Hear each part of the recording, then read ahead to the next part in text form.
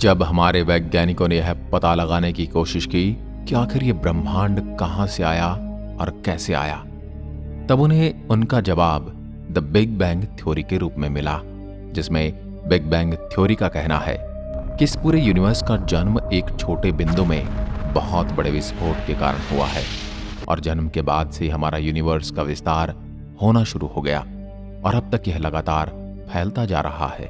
Big bang theory बताती कि जन्म के समय पूरे यूनिवर्स का तापमान काफी ज्यादा था, आसपास केवल गैस और डस्ट के बादल थे और बाद में जब यूनिवर्स का तापमान थोड़ा ठंडा होने लगा तब उसमें पार्टिकल्स का निर्माण होना शुरू हो गया और एटम्स अस्तित्व में आए और कई लाख करोड़ साल बाद गैलेक्सी का निर्माण हो गया और उन गैलेक्सी में भी लाखों करोड़ों साल बाद ग्रह तारों का निर्माण हुआ और इसी तरह कुछ बिलियन साल बाद हमारा सोलर सिस्टम भी अस्तित्व में आया, जिसमें हमारी पृथ्वी का निर्माण हो रहा था और आज हम इस पृथ्वी पर जीवित हैं।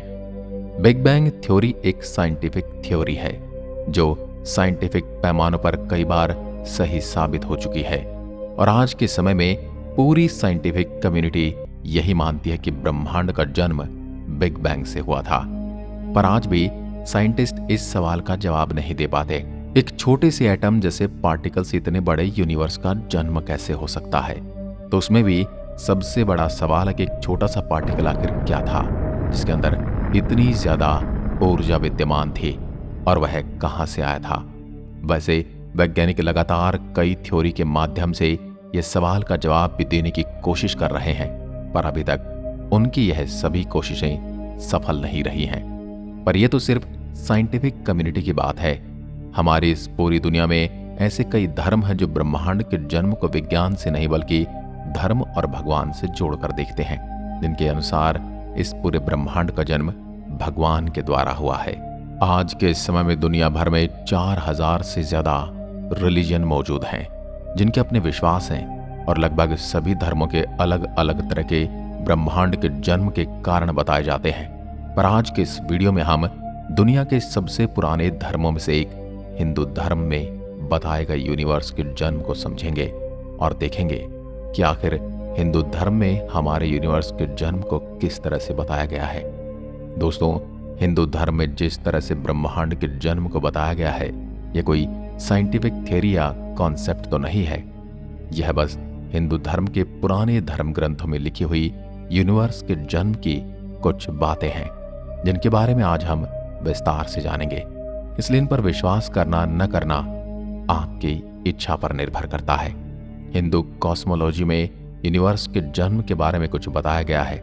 इसके अलावा हिंदी कॉस्मोलॉजी में हमारे ब्रह्मांड के जन्म, उसकी उम्र और उससे पहले क्या था, इन सभी सवालों के भी जवाब देने की कोशिश की गई है।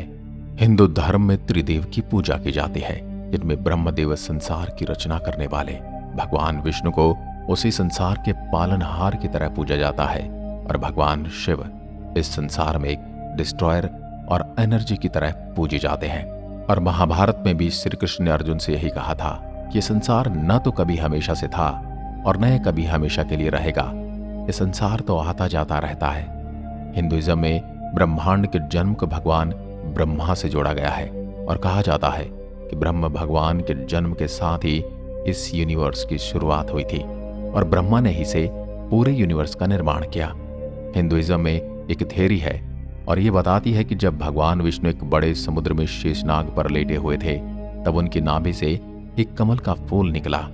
उस कमल के फूल से ब्रह्मदेव का जन्म हुआ और कहा जाता है कि जब ब्रह्म का जन्म होता है तभी संसार भी अस्तित्व में आता है और जैसे ब्रह्मदेव की मृत्यु हो जाती है वैसे ही संसार भी समाप्त हो जाता है। यहाँ पर कुछ लोग ये पूछ सकते हैं, आखिर फिर भगवान विष्णु अस्तित्व में कैसे आए?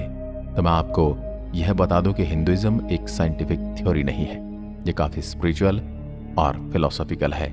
बहुत सारी बातें इसमें सांकेतिक भी हैं। इसलिए इसमें ऐसा कहा जाता है कि भगवान विष्णु जीवन और मृत्यु से परे हैं। वे हमेशा से ही थे, हमेशा से ही हैं और हमेशा ही रहेंगे। जब हमारा ब्रह्मांड भी अस्तित्व में नहीं था तब भी ऐसा माना जाता है कि भगवान विष्णु अस्तित्व में थे, क्योंकि जैसा हमने पहले बताया भगवान विष्णु संसार के पालनहार माने जाते हैं। इसलिए यदि वे नहीं होंगे तो फिर आखिर कोई भी ब्रह्मांड अस्तित्व में कैसे आ सकता है? क्योंकि हर एक ब्रह्मांड के अस्तित्व में होने के लिए कोई ना कोई तो होना ही चाहिए और उसका पालन पोषण करने वाला भी तो चाहिए। और यहाँ पर आपका ये जानना भी जरूरी है कि जिस तरह साइंस केवल universe, multiverse, Galaxy, solar system, planets, stars, moons, black holes की तरह इस ब्रह्मांड को देखती है, हिंदुइज्म इसे थोड़ा अलग तरीके से देखता है। हिंदुइज्म के हिसाब से न केवल यूनिवर्सल, मल्टी यूनिवर्सल अस्तित्व में है, बल्कि उनके हिसाब से 3 रीजन्स होते हैं। यानी एक ब्रह्मांड जहां पर हमारा अस्तित्व है, जिसे हिंदू धर्म में धरती लोक कहा जाता है। दूसरा स्वर्ग लोक, जिसे सबसे ऊपर का लोक माना जाता है, जहां पर देवता रहते हैं। और आखिर में आता है द लोअर वर्ल्ड्स, जिसमें 7 लोक होते हैं और इसे पूरे रीजन को नर्क लोक कहा गया है। और यदि हमें हिंदुइज्म को ध्यान में रखते हुए ब्रह्मांड के निर्माण को समझना है, तब हमें यह बात का बहुत ही ध्यान रखना होगा कि हिंदुइज्म में इन 3 रीजन्स की बात एक साथ की जाती है। क्योंकि हिंदुइज्म में ऐसा भी माना जाता है धरती लोक काफी मेटेरियलिस्टिक होता है, जहां पर एक जीव अपने कर्म करता है और उसकी मृत्यु के बाद इन्हीं कर्मों के फल पाने के लिए उसे या तो स्वर्ग मिलता है या फिर नर्क। अब चलिए इसी ब्रह्मांड के निर्माण को हिंदुइज्म के हिसाब से और भी गहराई से समझते हैं। हिंदुइज्म में यूनिवर्स के क्रिएशन के बारे में काफी कुछ लिखा है। इस विषय में ऐसी कोई एक कहानी नहीं बल्कि कई कहानियां हैं जो ये बताती कि ब्रह्मांड का निर्माण कैसे हुआ। वेदों में, उपनिषदों में, पुराणों में भी इस विषय पर काफी चर्चा की गई है और काफी कहानियां भी बताई जाती हैं। साथ ही हिंदुइज्म के हिसाब से जिस ब्रह्मांड में आज हम रह रहे हैं वह कोई पहला या आखिरी ब्रह्मांड नहीं है। इसके पहले भी न जाने कितने ब्रह्मांड अस्तित्व में आए और इनका विनाश हो गया, और इस ब्रह्मांड का भी एक समय विनाश हो जाएगा। और इसके बाद भी कई ब्रह्मांड जन्म लेंगे और अंत में उनका भी विनाश हो जाएगा। तैत्तिरीय उपनिषद में ऐसा कहा गया है कि भगवान विष्णु की नाभि से जब कमल का फूल निकला तब उससे ब्रह्मदेव का जन्म हुआ, जैसे कि हमने आपको पहले बताया। और फिर भगवान विष्णु के ही कहने पर ब्रह्मदेव ने ब्रह्मांड का निर्माण किया और साथ ही इन्होंने पहले मनुष्य को भी अस्तित्व में लाया जिसका नाम था मनु। और साथ ही हमारा ब्रह्मांड एक अकेला ब्रह्मांड नहीं है जो अस्तित्व में है, इसके साथ न जाने और कितने ब्रह्मांड एक साथ अस्तित्व में होते हैं। ऐसा भी कहा जाता है हर समय कोई न कोई नए ब्रह्मांड का निर्माण होता रहता है और कोई न कोई ब्रह्मांड का अंत भी हो रहा होता है। और इसलिए हिंदुइज्म में मल्टीवर्स थ्योरी को माना जाता है। साथ ही कुछ चित्रों में भी ऐसा दिखाया जाता है कि भगवान विष्णु के आगे पीछे कई बुलबुले हैं, जिनमें है बुलबुले अलग अलग ब्रह्मांड को दर्शाते हैं, यानी वे मल्टी यूनिवर्स को दर्शाते हैं। और ऐसा कहा जाता है एक ब्रह्मांड के बनने से उसके अंत तक का जो समय है वह केवल भगवान विष्णु की एक सांस के बराबर है। यानी जब वे सांस छोड़ते हैं तो हजारों ब्रह्मांड का निर्माण होता है और हर एक ब्रह्मांड में एक ब्रह्मदेव का जन्म होता है। लेकिन जब वह सांस अपने अंदर वापस खींचते हैं तब उसी प्रकार हजारों ब्रह्मांड का भी अंत हो जाता है। अब आप ये बात समझ गए होंगे कि हिंदुइज्म के हिसाब से जिस ब्रह्मांड में हम रह रहे हैं उसका भी एक दिन अंत होगा। यानी जब तक इस ब्रह्मांड के ब्रह्मदेव जीवित हैं तब तक यह ब्रह्मांड भी अस्तित्व में रहेगा। और क्या आप जानते हैं ब्रह्मदेव का जीवन केवल 100 वर्ष का होता है और कहा जाता है कि हम ब्रह्मदेव के जीवन के 51वें वर्ष के पहले दिन में हैं और साथ ही है कलयुग का पहला भाग है। हम जानते हैं कि आपके मन में इसको लेकर कुछ सवाल आए होंगे जिनका जवाब हम आपको आने वाली जानकारी के अंत में देंगे, क्योंकि आगे आने वाली जानकारी ही आपके सवालों का जवाब देगी। हिंदू मान्यताओं के अनुसार ये 4 युग होते हैं, सतयुग, त्रेता युग, द्वापर युग और कलयुग। इन चारों को एक साथ एक महायुग भी कहा जाता है। कलयुग 4,32,000 वर्ष लंबा है। द्वापर युग इससे दोगुना था, यानी कि 8,64,000। इसी प्रकार त्रेता युग द्वापर युग से ज्यादा लंबा था और वे 12,96,000 वर्ष लंबा था। और सतयुग सबसे लंबा युग रहा है, यानी वह 17,28,000 वर्ष लंबा था। और यदि हम इन चारों युगों की लंबाई को एक साथ गुणा कर दें तब हमें पता चलेगा कि एक महायुग कितना लंबा होता है। यानी एक महायुग 43,20,000 वर्ष लंबा होता है।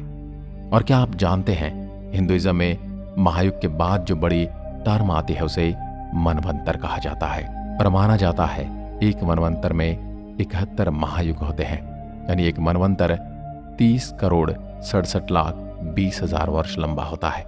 लेकिन यह गिनती अभी भी यहीं पर खत्म नहीं होती। इसके बाद आता है कल्पा, और कहा जाता है कि एक कल्प में 14 मनवंतर होते हैं, यानी यह लगभग 1000 महायुग जितना लंबा होता है। और एक कल्प 4.32 बिलियन वर्ष जितना लंबा होता है। जैसा कि हमने आपको पहले बताया, ब्रह्मदेव का जीवन लगभग 100 वर्ष का होता है। तब आपके मन में यह सवाल जरूर आया होगा, आखिर यह समय तो काफी छोटा है और ब्रह्मांड तो काफी लाखों करोड़ों साल से अस्तित्व में है। तो अब हम आपको यह बताना चाहते हैं कि यह एक कल्प ही ब्रह्मा के एक दिन के बराबर होता है, और साथ ही ब्रह्मा की एक रात का समय भी एक कल्प के बराबर होता है। यानी ब्रह्मदेव के 24 घंटे 2 कल्प के बराबर होते हैं। यानी ब्रह्म एक महीना जो 30 दिन के बराबर है, वही एक महीना 60 कल्पों के बराबर हो जाता है। और ब्रह्म के एक वर्ष में 12 महीने होते हैं। और जैसे कि हमने आपको बताया, ब्रह्म का जीवन 100 वर्ष का होता है। अब आप खुद ही अनुमान लगा लीजिए कि आखिर यह कितना बड़ा होगा। और यदि हम इसे गुणा करें तो ब्रह्मदेव के 100 वर्ष हमारे 311.04 ट्रिलियन वर्षों के बराबर हैं। और इसलिए यह भी एक कारण है क्यों हिंदुइज्म की प्रशंसा की जाती है, क्योंकि यह पहला ऐसा धर्म है जिसमें अरबों खरबों तक की कैलकुलेशंस की गई हैं। और यह कोई आज के समय की बात नहीं, जब लोगों को विज्ञान का नाम भी नहीं पता था, तब से इसके बारे में कई पुराणों में लिखा गया है। और अब बात ये भी समझ गए होंगे किस प्रकार हिंदुइज्म में ब्रह्मांड के अस्तित्व की बात कही गई है, और साथ ही ये भी बताया गया है कि ब्रह्मांड कैसे शुरू होता है, कितना लंबा चलता है और कब खत्म होगा। अब हम उम्मीद करते हैं आपको आज की जानकारी काफी मजेदार लगी होगी और आपने काफी कुछ नया भी सीखा होगा। साथ ही आज के बड़े बड़े नंबर्स ने आपको हैरान भी किया होगा कि आखिर कैसे पौराणिक समय में इतनी बड़ी कैलकुलेशन की गई है। वीडियो के अंत तक बने रहने के लिए आपका हार्दिक धन्यवाद।